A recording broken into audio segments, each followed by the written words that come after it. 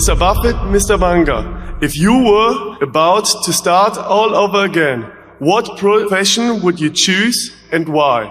I would choose what I do because A, I have fun at it. I'm reasonably good at it. I meet a lot of interesting people through it. No heavy lifting. It fits me.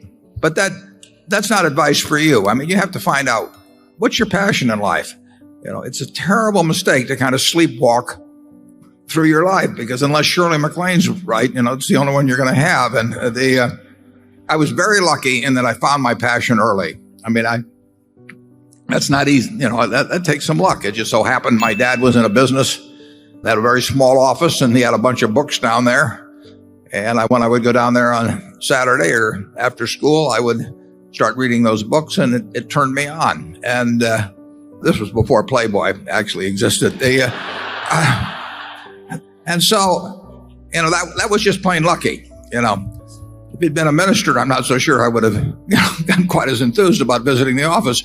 But that's the way to go. And I can't prescribe that for you, but I can tell you that if you're going through the motions in life, you're doing something.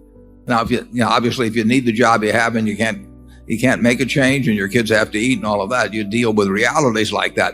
But when you're in a position to make choices, you know, I always tell the kids that come visit me, I tell them, go to work for an organization you admire or an individual you admire.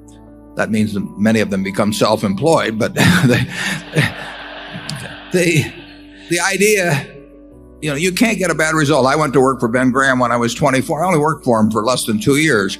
But I jumped out of bed every day in the morning. I was excited about what I was going to do. I was learning things. I was with a man I admired.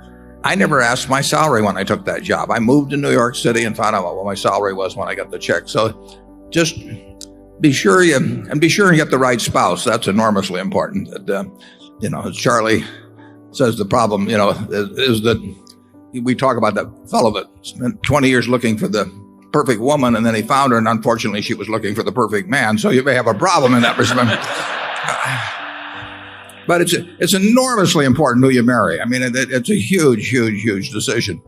You know, if you're lucky in a couple of things like that, you're going to have a happy life, and you're going to behave better as you go along. I mean, it's a lot easier to behave well when things are going your way and you're enjoying your work and you're thinking about things every day that they're the kind of things you like to think about.